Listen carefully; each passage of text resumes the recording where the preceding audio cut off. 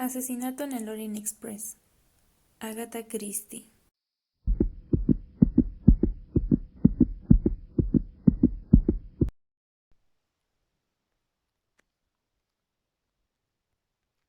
A ver. Poirot. Bueno. Guía del lector. A continuación, se relacionan en orden alfabético los principales personajes que intervienen en esta obra. André Giconde y esposa. Él, diplomático húngaro. Ambos pasajeros del Orient Express. Arbuthnot, coronel del ejército inglés en la India y viajero del citado ferrocarril. Buck, belga, director de la Compagnie Internationale des Wagons Lits y muy amigo de Pogu desde años atrás. Constantin, médico, otro de los viajeros del mencionado tren. Debenham, Mary, compañera de viaje de los citados anteriormente. Dragomirov, princesa rusa, también viajera del Orient Express. Foscarelli, Antonio, vendedor de la Ford, otro de los viajeros del mismo tren. Hartman, Cyrus, norteamericano viajante, uno más de los pasajeros de dicho ferrocarril. Hubbard, anciana norteamericana, maestra y también viajera como los demás. McQueen, Héctor, secretario de Ratchet. Masterman, criado de Ratchet. Michel Pierre, encargado del coche-cama del Orient Express. Olson, Greta, enfermera sueca, viajera del mismo ferrocarril. Pogu, Hércules, detective protagonista de esta novela. Ratchet, Samuel, un millonario, viajero del Orient Express, asesinado en uno de los coches.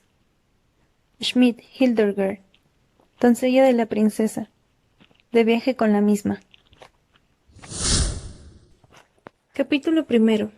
El pasajero del Taurus Express. Eran las 5 de una madrugada de invierno en Siria. Junto al andén de Alepo estaba detenido el tren que las guías de ferrocarriles designan con el nombre de Taurus Express. Estaba formado por un coche con cocina-comedor, un coche-cama y 2 coches corrientes.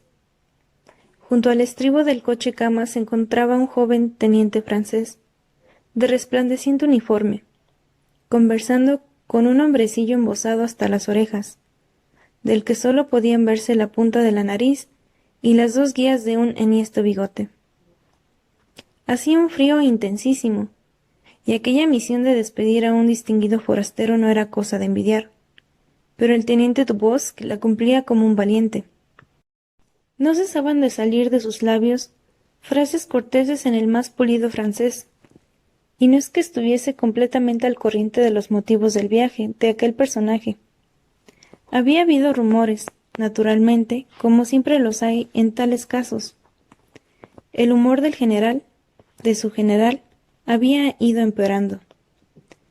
Y luego había llegado aquel belga, procedente de Inglaterra. Al parecer.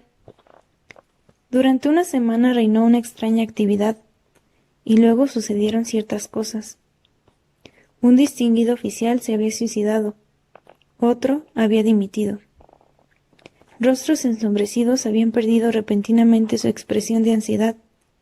Ciertas precauciones militares habían cesado, y el general del propio teniente Dubosc, había aparecido de pronto 10 años más joven. Dubosc se había enterado de parte de una conversación entre su jefe y el forastero. «Nos ha salvado usted, querido», dijo el general, emocionado, temblándole al hablar el blanco bigote. «Ha salvado usted el honor del ejército francés. Ha evitado usted mucho derramamiento de sangre.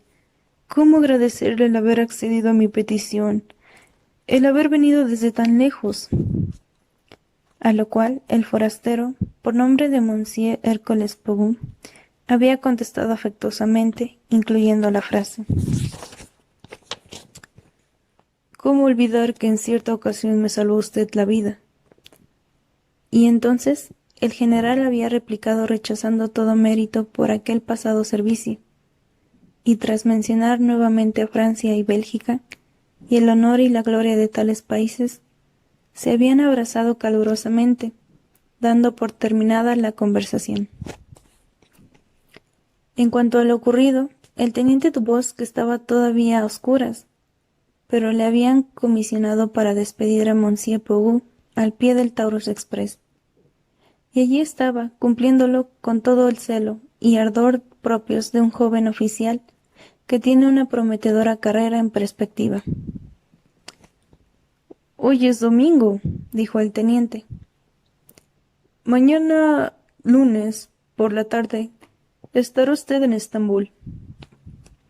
No era la primera vez que había hecho esta observación. Las conversaciones en el andén, antes de la partida de un convoy, se inclinan siempre a la repetición. «Así es», convinó Monsieur Pogu. «¿Piensa usted permanecer allí algunos días?»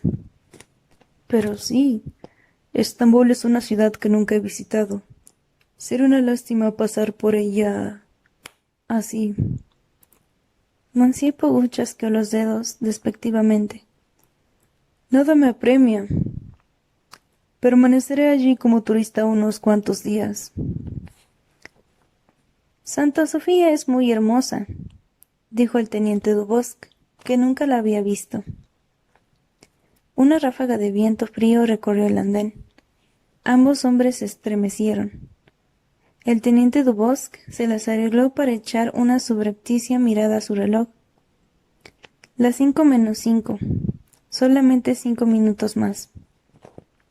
Al notar que el otro hombre se había dado cuenta de su subrepticia mirada, se apresuró a reanudar la conversación.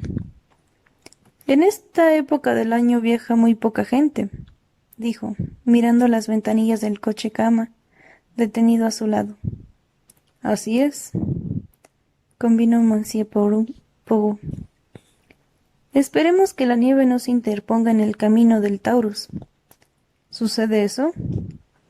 «Ha ocurrido, sí. No este año, sin embargo». «Esperémoslo entonces», dijo Monsieur Pogu. «Los informes meteorológicos de Europa son malos». «Muy malos. En los Balcanes hay mucha nieve». «En Alemania también, según tengo entendido». Bien», dijo el teniente Dubosc apresuradamente, al ver que estaba a punto de producirse otra pausa. «Mañana por la tarde, a las 7:40, estará usted en Constantinopla». «Sí», dijo Monsieur Pogu y añadió distraído. «He oído decir que Santa Sofía es muy bella». «Magnífica, según creo».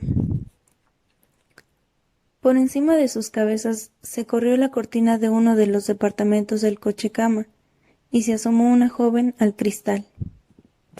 Mary Debenham había dormido muy poco desde que salió de Bagdad el jueves anterior. Ni en el tren de Kirkuk, ni en el rest house de Mosul, ni en la última noche de su viaje había dormido tranquilamente. Ahora, cansada de estar despierta en la cálida atmósfera de su departamento, excesivamente caldeado, se había levantado para curiosear. Aquello debía ser Alepo. Nada para ver, naturalmente. Solo un largo andén, pobremente iluminado. Bajo la ventanilla hablaban 2 hombres en francés. Uno era un oficial del ejército, el otro un hombrecillo con enormes bigotes. La joven sonrió ligeramente. Nunca había visto a nadie tan abrigado. Debía de hacer mucho frío allí afuera. Por eso calentaban el tren tan terriblemente. La joven trató de bajar la ventanilla, pero no pudo. El encargado del coche cama se aproximó a los 2 hombres. «El tren estaba a punto de arrancar», dijo. «Monsieur, haría bien en subir».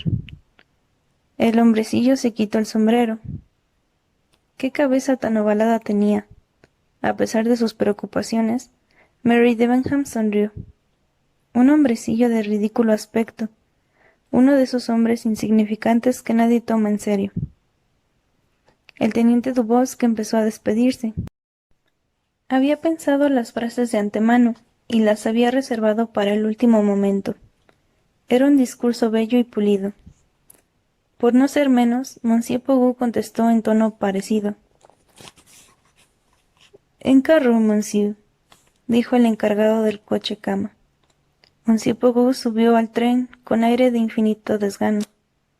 El conductor subió tras él. Monsieur Pogu agitó una mano. El teniente Dubosc se puso en posición de saludo.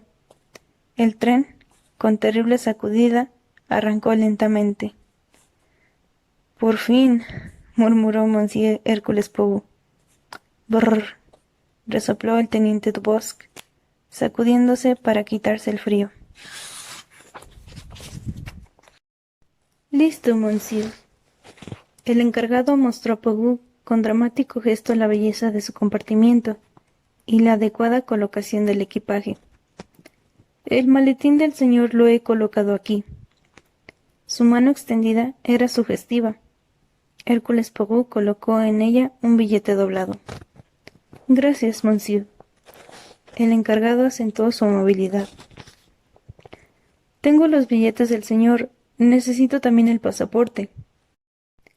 «¿El señor terminará su viaje en Estambul?» Monsieur Pogu asintió. «No viaja mucha gente, ¿verdad?», preguntó. «No, señor.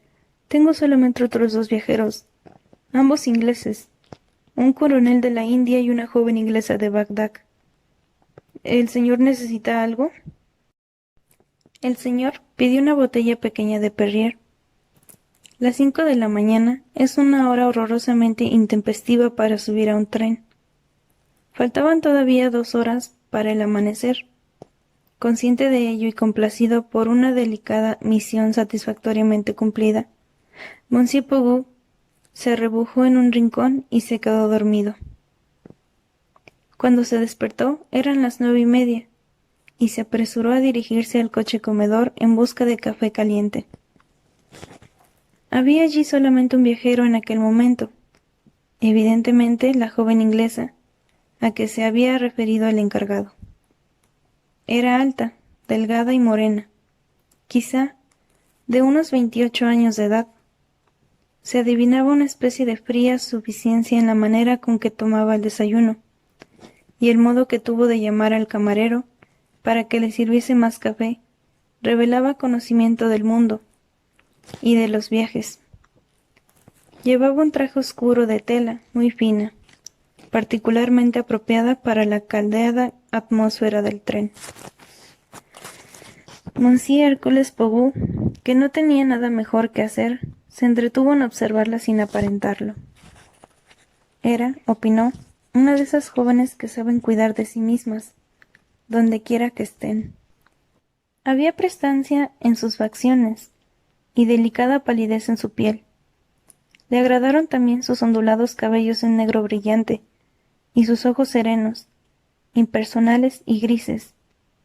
Pero era, decidió, un poco presuntuosa para ser una mujer atractiva. Al poco rato entró otra persona en el restaurante. Era un hombre bastante alto, entre los 40 y los 50 años, delgado, moreno, con el cabello ligeramente gris en las sienes. «El coronel de la India», se dijo Pogu. El recién llegado saludó a la joven con una ligera inclinación. «Buenos días, Miss Debenham». «Buenos días, coronel Arbuthnot». El coronel estaba en pie, con una mano apoyada en la silla frente a la joven. «¿Algún inconveniente?», preguntó. «Oh, no, siéntese». «Bien, usted ya sabe que el desayuno es una comida que no siempre se presta a la charla». «Por supuesto, coronel. No se preocupe». El coronel se sentó. «Voy», llamó de modo perentorio. Acudió el camarero y le pidió huevos y café. Sus ojos descansaron un momento sobre Hércules Pogu, pero siguieron adelante, indiferentes. Pugú comprendió que acababa de decirse: «Es un maldito extranjero». Teniendo en cuenta su nacionalidad, no eran muy locuaces los dos ingleses. Cambiaron unas breves observaciones y, de pronto, se levantó la joven y regresó tranquilamente a su compartimiento. A la hora del almuerzo, ambos volvieron a compartir la misma mesa, y otra vez los dos ignoraron por completo al tercer viajero. Su conversación fue más animada que durante el desayuno. El coronel Arbuthnot habló de Punjab y dirigió a la joven unas cuantas preguntas acerca de Bagdad, donde al parecer había estado ella desempeñando un puesto de institutriz. En el curso de la conversación, ambos descubrieron algunas amistades comunes, lo que tuvo el efecto inmediato de hacer la charla más íntima y animada. El coronel preguntó después a la joven si se dirigía directamente a Inglaterra o si pensaba detenerse en Estambul. «No, haré el viaje directamente», contestó ella. «¿No es una verdadera lástima? Hice este camino hace 2 años y entonces pasé 3 días en Estambul. Entonces tengo motivos para alegrarme, porque yo también haré directamente el viaje». El coronel hizo una especie de desmañada reverencia, enrojeciendo ligeramente. «Es sensible nuestro coronel», pensó Hércules Pogú, con cierto regocijo. «Los viajes en tren son tan peligrosos como los viajes por mar». Miss Everingham dijo sencillamente que era una agradable casualidad. Sus palabras fueron ligeramente frías. Hércules Pogú observó que el coronel la acompañó hasta su compartimiento. Más tarde pasaron por el magnífico escenario del Taurus, mientras contemplaban las puertas de Sicilia. De pie en el pasillo, uno al lado del otro, la joven lanzó un suspiro. Pogú estaba cerca de ellos y la oyó murmurar: «Ah, es tan bello. Desearía...» «¿Qué?» «Poder disfrutar más tiempo de este magnífico espectáculo». Arbuthnot no contestó. La enérgica línea de su mandíbula pareció un poco más rígida y severa. «Yo, por el contrario, desearía verla ya fuera de aquí», murmuró. «Cállese, por favor, cállese». «Oh, está bien». El coronel disparó una rápida mirada en dirección a Pogú, luego prosiguió: «No me agrada la idea de que sea usted una institutriz, a merced de los caprichos de las tiránicas madres y de sus fastidiosos chiquillos». Ella se echó a reír con cierto nerviosismo. «Oh, no debe usted pensar eso. El martirio de las institutrices es un mito demasiado explotado. Puedo asegurarle que son los padres los que temen a las institutrices». No hablaron más. Arbuthnot se sentía quizás avergonzado de su arrebato. «Ha sido una comedia algo extraña la que he presenciado aquí», se dijo Pogú pensativo. Más tarde tendría que recordar aquella idea. Llegaron a Konya aquella noche, hacia las 11:30. Los dos viajeros ingleses bajaron a estirar las piernas, paseando arriba y abajo por el nevado andén. Monsieur Pogú se contentó con observar la febril actividad de la estación a través de una ventanilla. Pasados unos 10 minutos decidió, no obstante, que un poco de aire puro no le vendría mal. Hizo cuidadosos preparativos, se envolvió en varios abrigos y bufandas y se calzó unos chanclos. Así, ataviado, descendió cautelosamente al andén y se puso a pasear. En su paseo llegó hasta más allá de la locomotora. Fueron las voces las que le dieron la clave de las 2 borrosas figuras paradas a la sombra de un vagón de mercancías. Arbuthnot estaba hablando. «Mary», la joven le interrumpió. «Ahora no, ahora no. Cuando termine todo. Cuando lo dejemos atrás, entonces». Monsieur Pogú se alejó discretamente. Se sentía intrigado. Le había costado trabajo reconocer la fría voz de Miss Everingham. «Es curioso», se dijo. Al día siguiente se preguntó si habrían reñido. Se hablaron muy poco. La muchacha parecía intranquila. Tenía ojeras. Eran las 2:30 de la tarde cuando el tren se detuvo. Se asomaron unas cabezas a las ventanillas. Un pequeño grupo de hombres, situado junto a la vía, señalaba hacia algo, bajo el coche comedor. Pogú se inclinó hacia afuera y habló al encargado del coche cama, que pasaba apresuradamente ante la ventanilla. El hombre contestó y Pogú retiró la cabeza, y al volverse, casi tropezó con Mary Debenham, que estaba detrás de él. —¿Qué ocurre? —preguntó ella en francés. —¿Por qué nos hemos detenido? —No es nada, señorita. Algo se ha prendido fuego bajo el coche comedor. Nada grave. Ya lo han apagado. Están ahora reparando los pequeños desperfectos. No hay peligro, tranquilícese. Ella hizo un gesto brusco, como si desechase la idea del peligro, como algo completamente insignificante. Sí, comprendo, pero el horario. ¿El horario? Sí, esto nos retrasará. Es posible, convino Pogú. No podremos ganar el retraso.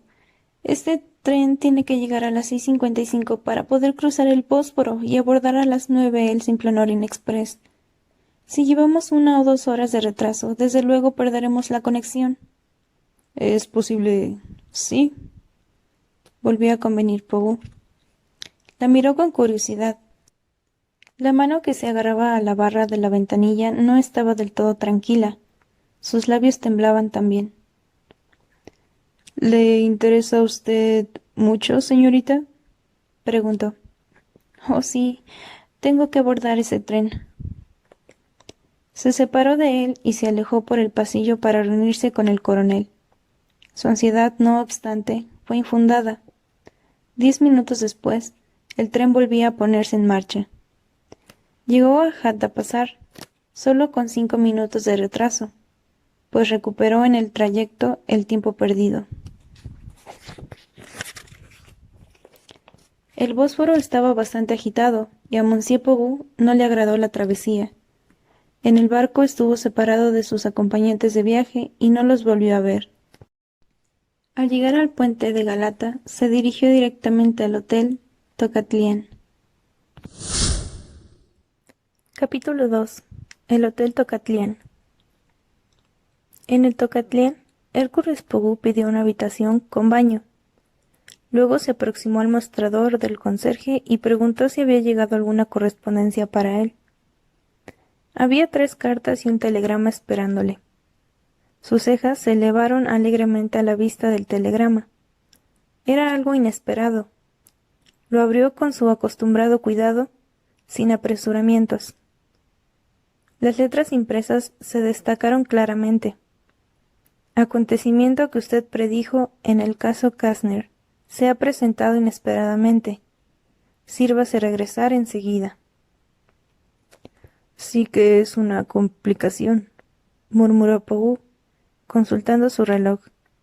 Tendré que reanudar el viaje esta noche, añadió, dirigiéndose al conserje.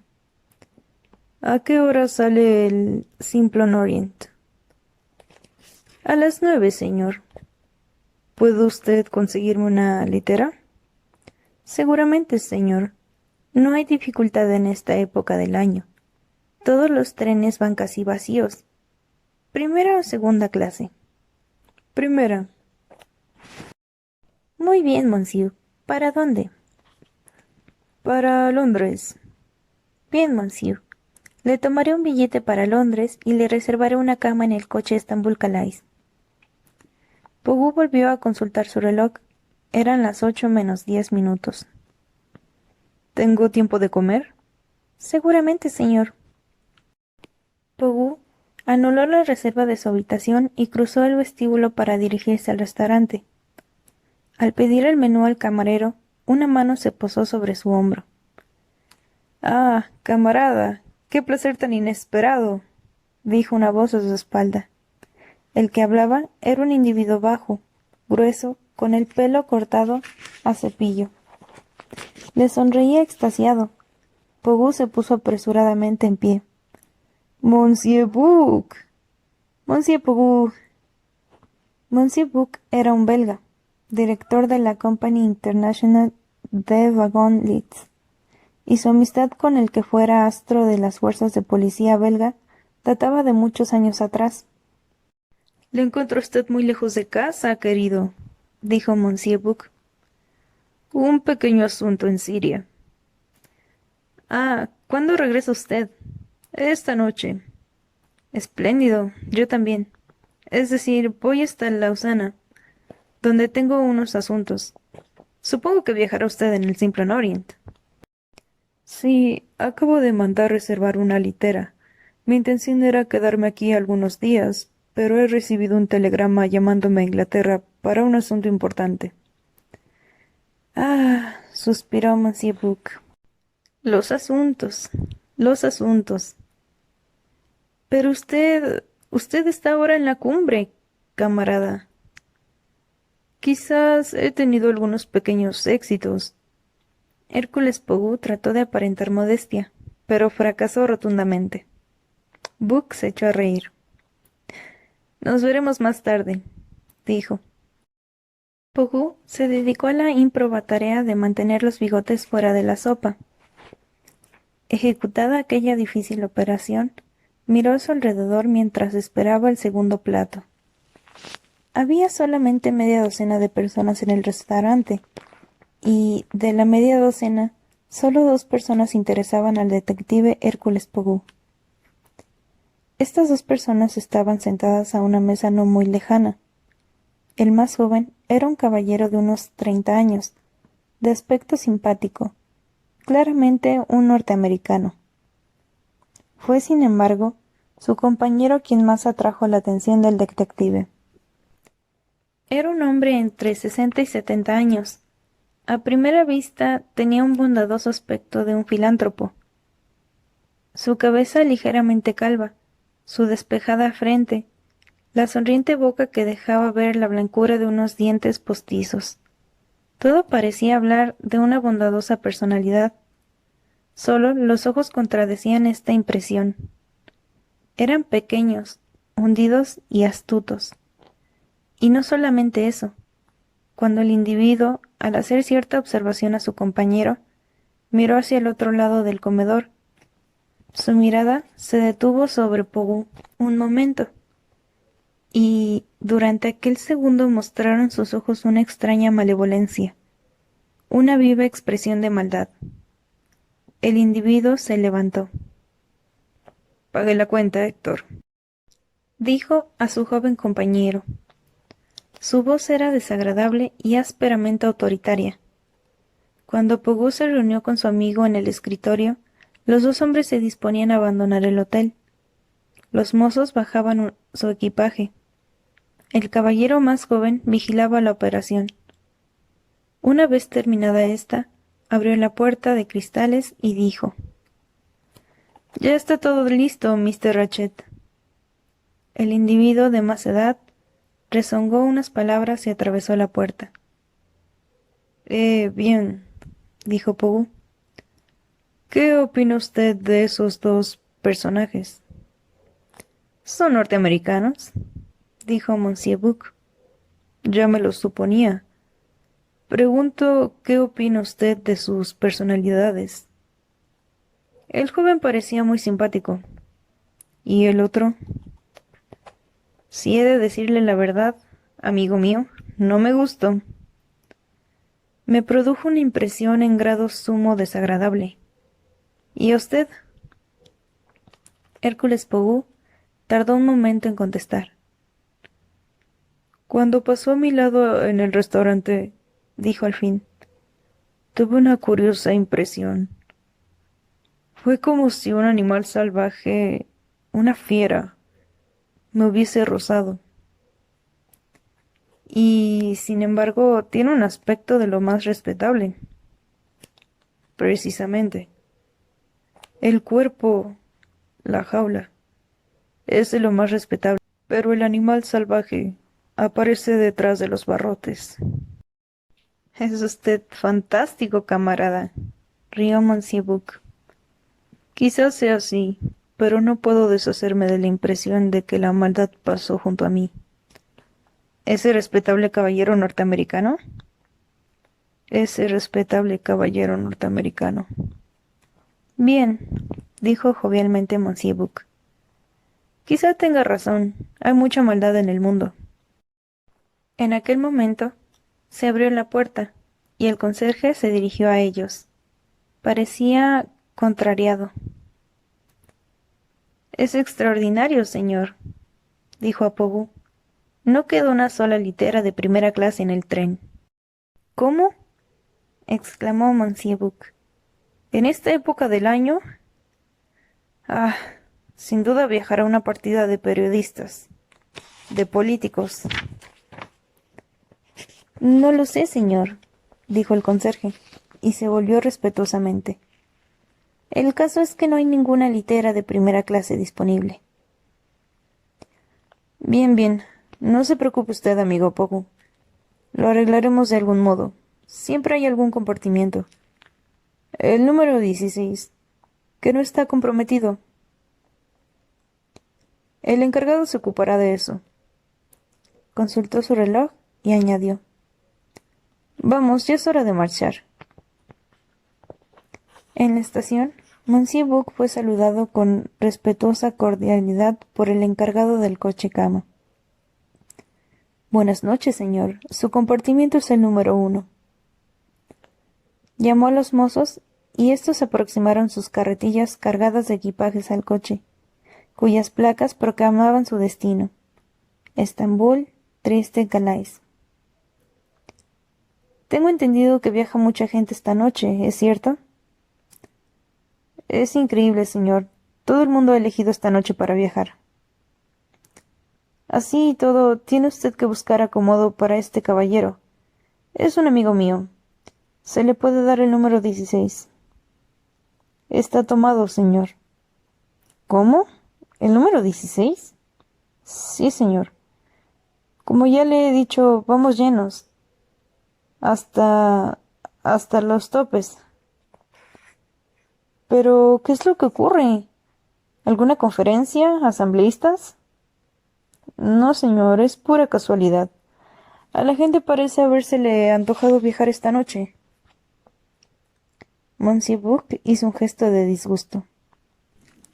En Belgrado, dijo.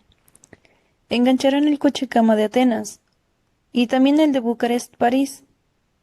Pero no llegamos a Belgrado hasta mañana por la tarde. El problema es para esta misma noche. ¿No hay ninguna en segunda clase que esté libre? Hay una, señor. Bien, entonces. Pero es un compartimiento para mujer. Hay ya en él una alemana, una doncella. La. No nos sirve, rezongó Monsieur Buck. No se preocupe, amigo mío, dijo Pogu. Viajaré en un coche ordinario. De ningún modo, de ningún modo. Monsieur Buck volvió a dirigirse al encargado del coche cama. ¿Ha llegado todo el mundo? Solo falta un viajero. El empleado habló lentamente, titubeando. ¿Qué litera es? La número 7, de segunda clase. El caballero no ha llegado todavía y faltan 4 minutos para las 9. ¿Para quién es esa litera? Para un inglés. El encargado consultó la lista. Un tal Mr. Harris. Según Dickens, nombre de buen agüero, dijo Pogu. Mr. Harris no llegará. Ponga el equipaje del señor en el número 7, ordenó Monsieur Buck. Si llega ese Mr. Harris, le diremos que es demasiado tarde, que las literas no pueden ser retenidas tanto tiempo. Arreglaremos el asunto de una u otra manera. ¿Para qué preocuparse por un Mr. Harris? Como guste, señor, dijo el encargado. El empleado habló con el mozo de Pogu y le dijo dónde debía llevar el equipaje. Luego se apartó a un lado para permitir que Pogu subiese al tren. Todo arreglado, señor, anunció. El penúltimo compartimiento. Pogú avanzó por el pasillo con bastante dificultad, pues la mayoría de los viajeros estaba fuera de sus compartimientos.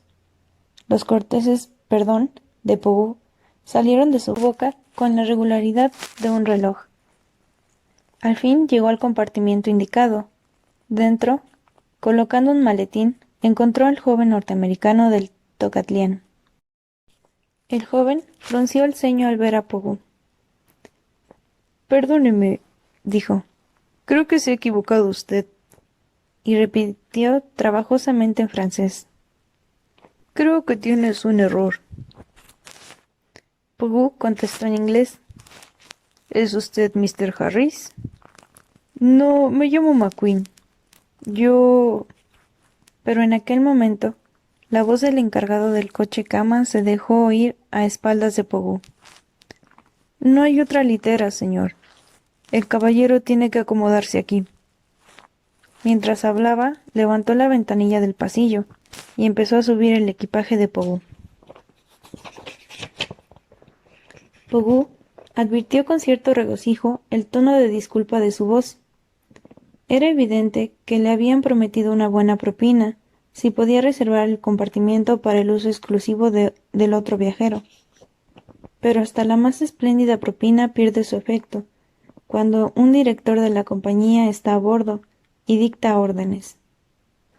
El encargado salió del compartimiento después de dejar colocadas las maletas en las rejillas. Listo, monsieur, dijo. Todo está arreglado. Su litera es la de arriba, la número 7. Saldremos dentro de un minuto. Desapareció apresuradamente, pasillo adelante. Pogú volvió a entrar en su compartimiento. Un fenómeno que he visto rara vez, comentó jovialmente. Un encargado de coche cama que sube él mismo el equipaje. Es inaudito. Su compañero de viaje sonrió. Evidentemente había conseguido vencer su disgusto, y decidió que convenía tomar el asunto con filosofía. El tren va extraordinariamente lleno, comentó. Sonó un silbato y la máquina lanzó un largo y melancólico alarido. Ambos hombres salieron al pasillo.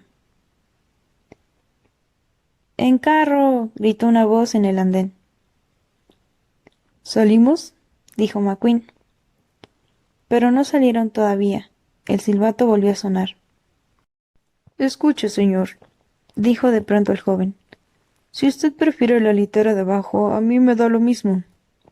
No, protestó Pogú. No quiero privarle a usted. Nada, queda convenido. Es usted demasiado amable. Hubo corteses protestas por ambas partes. Es por una noche solamente, explicó Pogú. En Belgrado. Oh, ¿baja usted en Belgrado? No exactamente.